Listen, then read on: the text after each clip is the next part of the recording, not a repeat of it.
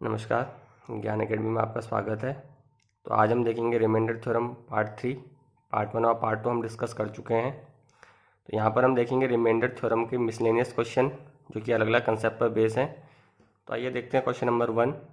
जैसे कि इस क्वेश्चन में दिया हुआ है कि when a number is divided by 111 it leaves remainder 7. If 6 times of that number is divisible by 74 then what will be the remainder? यानी कि यदि किसी नंबर को हम 111 से डिवाइड करें तो ये 7 शेषफल देता है। तो उसी नंबर के 6 गुने को अगर हम 74 से डिवाइड करें तो वह कितना रिमाइंडर देगा, यानी कि शेषफल कितना देगा। तो ऐसे क्वेश्चनों को करने के लिए सबसे पहले आपको कुछ बेसिक कंसेप्ट पता होने चाहिए ऐसे क्वेश्चनों के लिए। तो देखते हैं पहले वो कंसेप्ट क्या है, उसको समझते हैं। तो अगर हम देखें कि किसी भी संख्या, मान लिया कोई संख्या 26 है जिससे कि मैं 5 से डिवाइड कर रहा हूँ, तो ये 5 से कितनी बार जाएगा, 5 टाइम्स, और मुझे रिमाइंडर कितना मिल जाएगा, 1 मिल जाएगा। तो ये जो नंबर है जिसको कि हमने डिवाइड किया है, ये नंबर कहलाता है भाज्य, जिसे हम डिवाइड करते हैं, और जिससे हम भाग करते हैं ये कहलाता है भाजक। और जितनी बार भी हम डिवाइड, इस नंबर पर जितनी बार भी डिवाइड जाता है इसे कहा जाता है भागफल, और जो हमें लास्ट में मिलता है ये कहलाता है शेषफल। इंग्लिश में अगर हम बोलें तो ये हो गया आपका डिविडेंड, ये हो गया आपका डिवाइजर, ये हो गया आपका कोशिएंट, और ये हो गया रिमाइंडर। यानी कि अगर मेरे पास कोई संख्या है 26, मान लिया यहाँ पर कोई संख्या है जिसे कि हम क्या कहते हैं, भाज्य कहते हैं। तो इस संख्या को हम कैसे एक्सप्रेस कर सकते हैं, इसको हम लिख सकते हैं 5 × 5 + 1 की फॉर्म में, जहाँ पर ये 5 क्या है, ये 5 है जिससे हमने डिवाइड किया, यानी कि भाजक। और ये क्या है, ये है भागफल, यानी कि इस नंबर से इस नंबर में जितनी बार हमने भाग दिया है तो ये कहलाएगा भागफल। और जो हमें मिलता है लास्ट में ये कहलाता है शेषफल, जो हमारा शेष बचा। तो यहाँ से एक इक्वेशन निकल के आ जाती है जिसे हम कहते हैं भाज्य बराबर भाजक गुणा भागफल धन शेषफल। या फिर अगर हम बोलें तो dividend equal to divisor into quotient plus remainder. तो ये एक्सप्रेशन हमारा निकल के आ जाता है। तो जैसा कि हमने देखा कि किसी भी नंबर को, यानी किसी भी भाज्य को हम किस तरह से एक्सप्रेस कर सकते हैं, भाजक गुणा भागफल धन शेषफल की फॉर्म में। सेम इसी तरह से dividend equal to divisor into quotient plus remainder की फॉर्म में। तो वैसे ही अब इस क्वेश्चन को अगर हम देखें तब बात हो रही किसी नंबर की, वो नंबर हमें पता नहीं है और उसको हम डिवाइड कर रहे हैं किससे, 111 से। तो अगर मैं इस नंबर को n मान लूँ तो ये n जो हो रहा है यहाँ पर कहलाएगा क्या, भाज्य कहलाएगा। और इसको हम डिवाइड करें 11 से तो ये क्या हुआ, भाजक हुआ, यानी कि 111 गुणा भागफल, हमें पता नहीं है हमने कितनी बार डिवाइड किया, तो हम इस भागफल को कुछ एज्यूम कर लेते हैं, हमने मान लिया क्यू है, प्लस ये हमें रिमाइंडर कितना दे देता है, 7। यानी कि जो नंबर हमें नहीं पता, जो नंबर हमें दिया गया है उसको हमने लिख दिया n = 111 × q + 7 की फॉर्म में। अब वो बोल रहा है कि इसी नंबर के 6 गुने को, यानी कि 6 टाइम्स ऑफ दैट नंबर, यानी उस नंबर के 6 गुने को अगर मैं 74 से डिवाइड कर दूं तो रिमाइंडर कितना आएगा। तो इस नंबर का अगर मैं 6 गुना कर दूं, यानी कि इसको मैं कर दूं 6 × n, तो इस नंबर को 6 से गुणा करने का मतलब है कि इस एक्सप्रेशन को 6 से गुणा कर देना। तो यहाँ पर भी मैं 6 से गुणा कर दूंगा, तो ये कुछ इस तरह से बन जाएगा, ये दे देगा हमें 666 × q + 42। अब वो बोल रहा है कि इसी के नंबर के 6 गुने को अगर मैं 74 से डिवाइड कर दूं, यानी ये जो मेरा नंबर निकल के आ गया नया, ये जो एक्सप्रेशन निकल के आ गया ये इसी नंबर की फॉर्म है। तो इसको 74 से डिवाइड करो या फिर इसको 74 से डिवाइड करो, बात एक ही है। तो यहाँ पर मैं क्या करूँगा, इस 74 से इस नंबर को डिवाइड कर दूंगा। तो जब मैं डिवाइड करूँगा तो यहाँ पर क्या दिखता है कि ये 66 जो 666 जो हो जाएगा 74 से कम्प्लीटली डिवाइड हो जाएगा। तो बचेगा क्या, केवल 42। यहाँ से मुझे रिमाइंडर कितना मिल जाएगा, 0। और जब मैं 42 को 7 से डिवाइड कर दूंगा तो ये मुझे कितना रिमाइंडर दे देगा, 42 ही रिमाइंडर दे देगा। यानी कि इसका मतलब ये हुआ कि जो भी नंबर हमें दिया गया था उसको अगर मैं उसके 6 गुने को अगर मैं 74 से डिवाइड करता हूँ तो मेरा रिमाइंडर कितना आ जाएगा, 42 आ जाएगा। तो आई होप आपको समझ में आ गया होगा। बढ़ते हैं अगले क्वेश्चन की तरफ। अगले क्वेश्चन को अगर हम देखें तो यहाँ पर कहा जा रहा है कि when a number a is divided by divisor b leaves a remainder 7 and a square is divided by b leaves remainder 1, तो how many possible value of b. यानी कि वो कहना ये चाह रहा है कि यदि कोई संख्या है मेरे पास, कोई नंबर है मेरे पास ए, इसको अगर मैं बी से डिवाइड करता हूँ तो ये मुझे 7 रिमाइंडर देता है। और अगर मैं उस संख्या का वर्ग कर दूँ, किसका, ए का, तो अगर मैं उस संख्या का वर्ग को भी बी से डिवाइड करूँ तो फिर मुझे रिमाइंडर कितना मिलेगा, तो मुझे रिमाइंडर मिलता है 1। तो वो बोला कि बी की ऐसी कितनी पॉसिबल वैल्यूज़ हैं, ये हमको निकालना है कि ऐसी कितनी वैल्यूज़ हैं बी की जिनको अगर मैं ए स्क्वायर से डिवाइड करूंगा तो मुझे रिमाइंडर कितना देगा, 1। तो यहाँ पर क्या है कि यहाँ पर हम रिमाइंडर थ्योरम के बेसिक कंसेप्ट को यूज करते हैं जो मैं पीछे आपको बता चुका हूँ। तो कैसे काम करते हैं, देखिए मैंने आपको बताया था कि जब हम किसी नंबर को, मान लो ए को अगर मैं बी से डिवाइड करता हूँ तो मुझे ये रिमाइंडर कितना दे रहा है, 7 दे रहा है। तो ये हम पीछे डिस्कस कर चुके हैं कि अगर मैं नंबर का स्क्वायर कर देता हूँ और उसी नंबर से डिवाइड कर रहा हूँ जिससे मैंने पहले से डिवाइड किया है तो रिमाइंडर का भी क्या हो जाता है, स्क्वायर हो जाता है। यानी कि पहले अगर रिमाइंडर 7 था तो अब रिमाइंडर कितना आ जाएगा, 7 का स्क्वायर आ जाएगा, जो कि रिमाइंडर कितना दे देगा मुझे, 49। इसका मतलब ये होगा कि मुझे पता चल गया कि ए स्क्वायर को बी से डिवाइड करने में मुझे रिमाइंडर कितना मिल रहा है, 49 मिल रहा है। लेकिन क्वेश्चन में कहा गया है कि रिमाइंडर तो 49 है नहीं, ये कितना है, 1 है। तो बस मुझे ढूंढना है कि मैं ऐसा कौन सा नंबर लूँ जिसको कि मैं 49 को डिवाइड करने के बाद मुझे रिमाइंडर वो कितना दे दे, 1 दे दे। तो मुझे पता है कि 49 के आसपास एक नंबर होता है 48। तो 48 को अगर मैं 48 से अगर मैं 49 को डिवाइड करता हूँ तो ये मुझे रिमाइंडर कितना दे देगा, 1 दे देगा। यानी कि मुझे पता चल गया कि एक नंबर तो क्या होगा, 48 होगा। यानी कि बी जो होगा वो क्या होगा, 48 होगा। लेकिन उसने ये बोला हुआ है कि क्या एक 48 ही पॉसिबल नंबर है जो मुझे डिवाइड करने पर रिमाइंडर 1 देगा, या उसके अलावा भी हैं।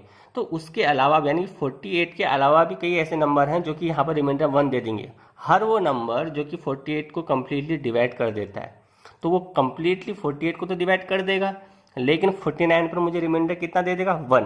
तो ऐसे कौन कौन से नंबर अगर हम देखें तो 48 किस किस से डिवाइड होता है, 48 डिवाइड होता है 24 से। तो 24 48 तक पूरा डिवाइड कर देगा लेकिन 49 में रिमाइंडर कितना दे देगा, 1। यानी कि 24 भी पॉसिबल है। इसी तरह अगर हम बात करें तो यहाँ पर 16 भी एक नंबर पॉसिबल है। 16 48 को कम्प्लीटली डिवाइड कर देता है लेकिन 49 पर रिमाइंडर कितना दे देगा, 1।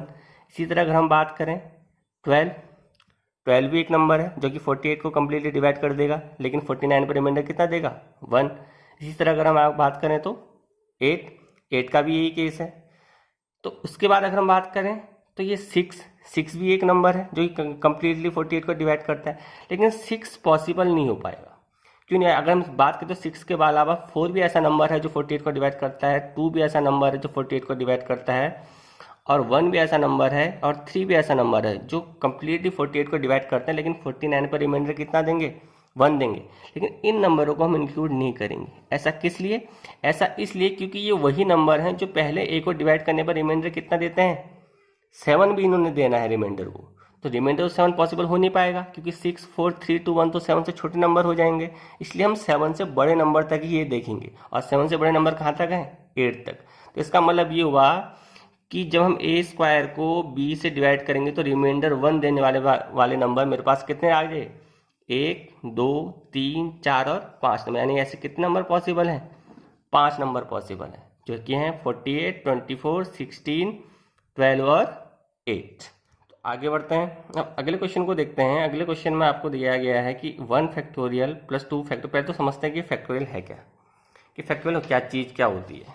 तो देखिए फैक्टोरियल क्या चीज़ होती है कि किसी भी नंबर की अगर हम बात करें, मान लीजिए मेरे पास है 5 और उसके आगे लगा हुआ है फैक्टोरियल, तो किसी भी नंबर के आगे फैक्टोरियल लगे होने का मतलब ये होता है कि उस नंबर के पीछे के जितने भी नंबर हैं, कहाँ तक, 1 तक, उन सब का आपस में क्या कर दो, गुणा कर दो, तो वो कहलाता है फैक्टोरियल। हिंदी में इसे कहा जाता है क्रम गुणित, यानी कि क्रम से हम गुणा कर रहे हैं पीछे के सारे नंबरों को, तो ऐसे नंबर को हम क्या कहते हैं, फैक्टोरियल कहते हैं। तो 5 फैक्टोरियल का मतलब हुआ 5 × 4 × 3 × 2 × 1। इसी तरह अगर मैं 6 कर दूं, 6 फैक्टोरियल अगर मुझे दिख रहा है तो इसका मतलब है 6 × 5 × 4 × 3 × 2 × 1। तो ये इस तरह से है लिखे जाते हैं। तो अगर मैं कहूँ कि 6 फैक्टोरियल का और मतलब क्या है, जैसे क्या 6 फैक्टोरियल को हम 6 × 5 फैक्टोरियल भी लिख सकते हैं अपनी सुविधा के लिए। इसी तरह से हम 5 फैक्टोरियल को 5 × 4 फैक्टोरियल भी लिख सकते हैं, जहाँ पर भी हमें ज़रूरत होगी। ऐसा मैंने क्यों किया, देखिए कि अगर मैं कहूँ कि मेरे पास factorial plus 2 factorial plus 6 factorial, और मुझे इसे डिवाइड करना है 5 से, या फिर कहें 5 फैक्टोरियल से डिवाइड करना है, तो मेरा रिमाइंडर कितना आएगा। तो मैं क्या करूँगा, 5 फैक्टोरियल से इन तीनों को डिवाइड करूँगा बारी बारी। जब मैं 1 फैक्टोरियल को डिवाइड करूँगा तो मुझे पता है कि यहाँ से तो मुझे रिमाइंडर कितना मिलना है, 1, क्योंकि 1 फैक्टोरियल की वैल्यू 1 होती है। 2 फैक्टोरियल मुझे रिमाइंडर कितना दे देगा, मुझे 2 ही दे देगा। लेकिन जब हम 6 फैक्टोरियल की बात करेंगे तो 6 फैक्टोरियल का मतलब मैंने अभी बताया कि 6 फैक्टोरियल का मतलब होता है 6 × 5 फैक्टोरियल, यानी कि 6 के इंटू में क्या है, 5 फैक्टोरियल है। और जब इसको हम 5 फैक्टोरियल से डिवाइड करने जाएंगे तो ये इसको कंप्लीटली क्या कर देगा, डिवाइड कर देगा। तो यहाँ से मुझे रिमाइंडर कितना मिल जाएगा, 0 मिल जाएगा। तो इसका मतलब ये हुआ कि इस पूरे एक्सप्रेशन में जो मुझे रिमाइंडर मिलेगा वो मिलेगा 1, जो कि मुझे यहाँ से मिला, यहाँ से मुझे रिमाइंडर मिला 2, और ये दोनों रिमाइंडर ऐड होकर मुझे कितना दे देंगे, रिमाइंडर 3 दे देंगे। तो ये इस तरह से काम करता। तो अगर हम इस क्वेश्चन को देखें तो यहाँ पर 1 फैक्टोरियल 2 फैक्टोरियल से लेकर 100 फैक्टोरियल तक हैं सारे टर्म, और वो ऐड हो रहे हैं आपस में। हमें बताना है कि अगर इस टर्म को अगर हम 120 से डिवाइड करें तो ये मुझे रिमाइंडर कितना देगा। तो अगर हम बात करें 5 फैक्टोरियल की, तो 5 फैक्टोरियल की वैल्यू कितनी होती है, ये होती है 120। अभी मैंने बताया कि 5 फैक्टोरियल का मतलब 5 × 4 × 3 × 2 × 1 होता है। तो यानी कि एक तरह से 120 का मतलब ही क्या हुआ, 5 फैक्टोरियल हुआ। इसका मतलब इस पूरे एक्सप्रेशन को मुझे किससे डिवाइड करना है, 5 फैक्टोरियल से डिवाइड करना है। और अगर मैं 5 फैक्टोरियल से डिवाइड करने जाऊंगा तो 5 फैक्टोरियल से लेकर के 100 फैक्टोरियल तक जितने भी नंबर हैं ये सब इससे क्या हो जाएंगे, कंप्लीटली डिवाइड हो जाएंगे। क्यों, क्योंकि जैसा कि मैंने अभी बताया कि ये तो 5 फैक्टोरियल है, ये हमको 0 दे देगा। लेकिन इसके आगे अगर हम बात करें 6 फैक्टोरियल को, तो 6 को हम 6 × 5 फैक्टोरियल दे देंगे, वहाँ से भी हमें रिमाइंडर 0 मिल जाएगा। अगर हम बात करेंगे 7 फैक्टोरियल की, तो वहाँ से भी मुझे 7 × 6 × 5 फैक्टोरियल लिख देंगे उसको हम, तो वहाँ से भी 5 फैक्टोरियल कैंसिल हो जाएगा, रिमाइंडर 0 आ जाएगा।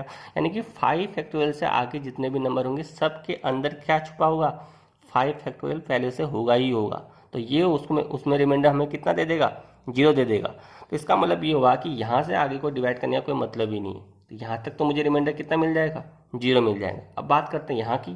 तो यहाँ अगर हम देखें तो 1 फैक्टोरियल से मुझे मिलेगा 1, 2 फैक्टोरियल से मुझे मिलेगा 2, 3 से मुझे मिलेगा 6, और 4 से मुझे मिलेगा 24। और इनको अगर मैं बारी बारी से 5 फैक्टोरियल से डिवाइड करूंगा तो 5 फैक्टोरियल से डिवाइड करने पर ये मुझे दे देगा कितना, 1 दे देगा। यहाँ से मुझे कितना दे देगा, रिमाइंडर 2 ही दे देगा, क्योंकि छोटा नंबर है 5 फैक्टोरियल से। यहाँ से मुझे रिमाइंडर कितना मिल जाएगा, 6, और यहाँ से मुझे रिमाइंडर कितना मिल जाएगा, 24। और इन सबको अगर हम ऐड कर देंगे तो जो आंसर आ जाएगा वो आ जाएगा 33। तो इस क्वेश्चन का रिमाइंडर हो जाएगा 33। आगे बढ़ते हैं। देखिए इसी तरह का एक और क्वेश्चन है। अब यहाँ पर अगर हम देखें तो हमसे बोला गया है कि 1 फैक्टोरियल की पावर 1, 2 फैक्टोरियल की पावर 2 से लेकर के 100 फैक्टोरियल की पावर 100 तक हमें टर्म्स दिए हैं, और हमें डिवाइड करना है इसको 20 से। अब अगर हम बात करें 20, तो 20 में क्या छिपा होता है, 20 में छिपा होता है 5 और 4। और हमें पता है फैक्टोरियल क्या होते हैं, फैक्टोरियल ऐसे नंबर होते हैं जिनके पीछे के सारे नंबरों के साथ उनका मल्टीप्लाई। तो अगर मैं बात करूं, इसके बाद आएगा 4 फैक्टोरियल की पावर 4, उसके बाद आएगा 5 फैक्टोरियल की पावर 5। तो 5 फैक्टोरियल की पावर 5 को अगर हम देखें तो आप मुझे बताइए कि क्या 5 फैक्टोरियल में 5 × 4 छिपा होता है, बिल्कुल छिपा होता है। तो यानी कि ये 20 क्या कर देगा, इस 5 फैक्टोरियल को कंप्लीटली क्या कर देगा, डिवाइड, क्योंकि इसके अंदर इसके टर्म छिपे हुए हैं। इसके आगे अगर हम जाएंगे 6 फैक्टोरियल 7 फैक्टोरियल, सब में 6, अगर मैं 6 फैक्टोरियल की बात करूं तो 6 फैक्टोरियल का मतलब क्या हुआ, 6 × 5 × 4, यानी कि यहाँ पर भी ये टर्म छिपा हुआ है। तो यानी कि जहाँ जहाँ 20 छिपा हुआ है जिन टर्म्स के साथ, वो उन सबको क्या कर देगा, कंप्लीटली डिवाइड कर देगा। तो इसका मतलब ये हुआ कि यहाँ से लेकर के यहाँ तक, यानी कि 5 फैक्टोरियल की पावर 5 से 100 की पावर 100 तक, यहाँ तक मुझे रिमाइंडर हमेशा क्या मिलने वाला है, 0 ही मिलने वाला है, क्योंकि 20 इन सबको क्या कर देगा, डिवाइड कर देगा। लेकिन यहाँ अगर हम देखें तो यहाँ से हमें क्या मिलेगा, फिर 1 फैक्टोरियल की वैल्यू 1, और 1 का पावर 1 हमें कितना दे देगी, 1 दे देगी।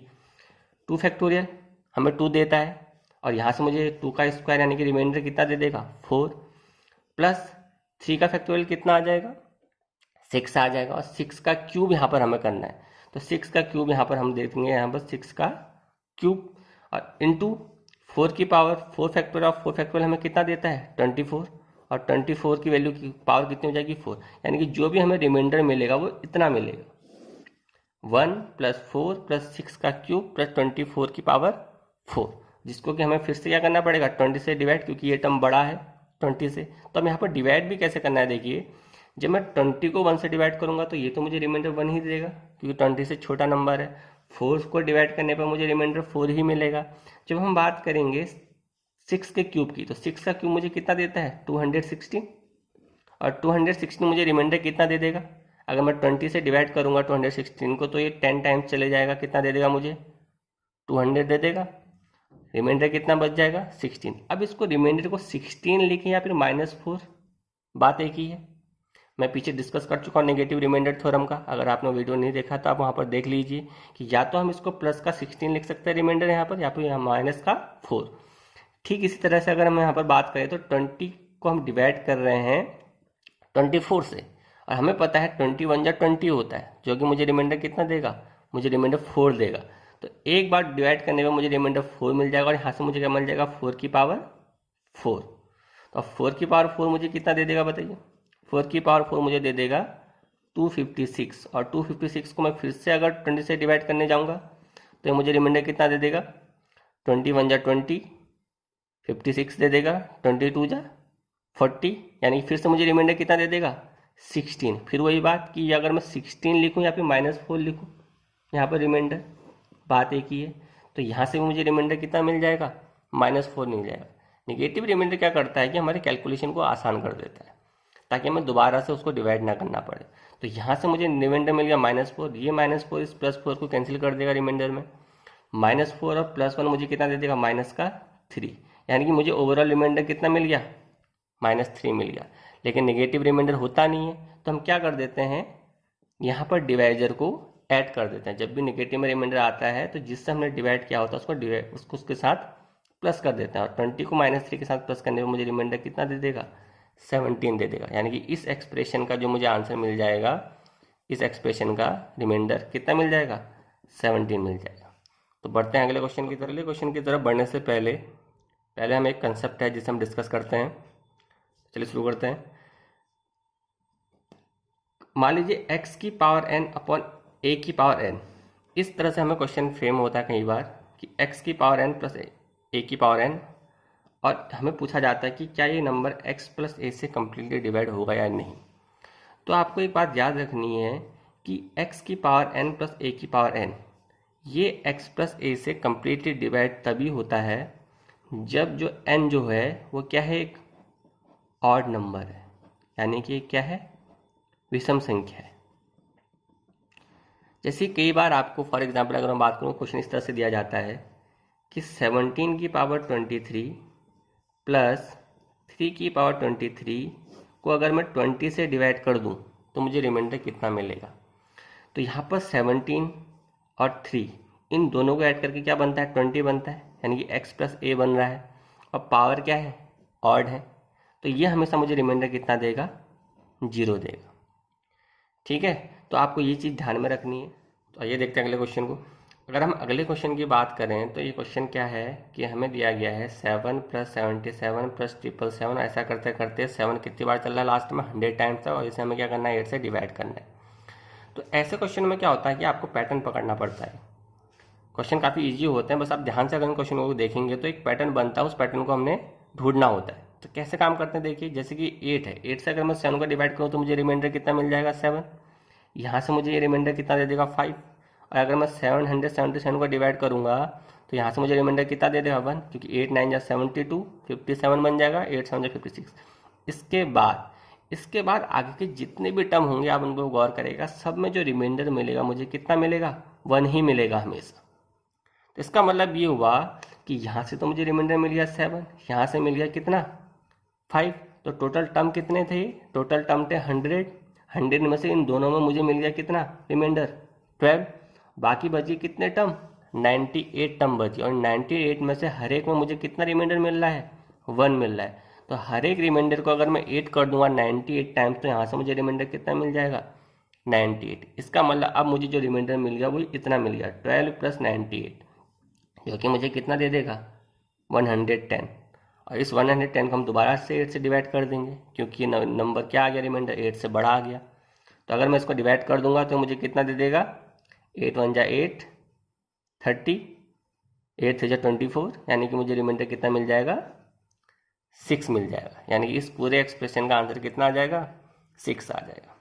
ठीक इसी तरह अब अगर हम आगे देखें, ये क्वेश्चन है 1 की पावर 2001, 2 की पावर 2001 से लेकर के 2002 की पावर 2001, और हमें इसको डिवाइड करना है इस एक्सप्रेशन को 2003 से। तो ऐसे क्वेश्चन में देखिए क्या करते हैं, ये केवल ये उसी एक्सप्रेशन का क्वेश्चन है जिसमें मैंने बताया था कि x की पावर n अपॉन a की पावर n हमेशा डिवाइड होता है x प्लस a से, यदि n एक क्या है एक विषम संख्या है, यानी कि ऑड है।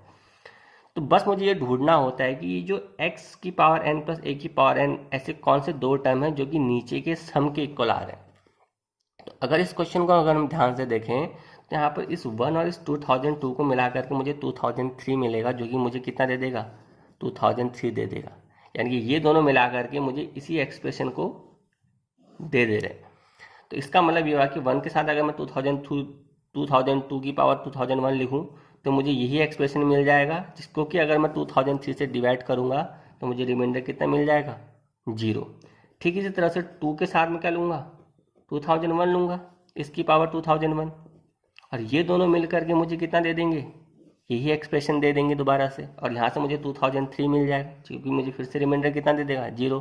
तो ऐसा करते करते यानी कि आप देखिए यहाँ पर क्या है कि 1 से लेकर 2002 तक है, और पेयर कितने का बनता है 2 नंबर का बनता है, और यहाँ पर टर्म कितने हैं इवन नंबर ऑफ टर्म है भाई। 1 से लेकर 2002 तक कितने टर्म हुए समपद हुए, यानी कि इवन टर्म्स हुए, और इवन टर्म्स में दो का पेयर क्या बनेगा हर एक नंबर का बनेगा। तो यानी कि सारे नंबर यानी कि 1 से लेकर के 2002 तक जितने भी टर्म हैं अगर मैं उनके दो के पेयर बनाऊंगा तो सब मुझे कैसा एक्सप्रेशन देंगे ऐसा ही एक्सप्रेशन देंगे। और हर बार अगर मैं 2003 से उनको डिवाइड करूंगा तो मुझे हर बार रिमाइंडर कितना मिलेगा 0 ही मिलेगा। यानी कि इस क्वेश्चन में ओवरऑल रिमाइंडर कितना आ जाएगा तो ठीक इसी तरह अगर हम अगला क्वेश्चन देखें तो जैसा कि पहले वाले क्वेश्चन में हमने देखा कि 2 नंबरों का पेयर लेकर के हम कुछ इस तरह का एक्सप्रेशन बनाते हैं, और नीचे वाला नंबर जिसे हम डिवाइड कर रहे हैं वो नंबर उसी तरह से हमें x + a करके मिलता है। तो ठीक है केस देखिए यहाँ पर भी है।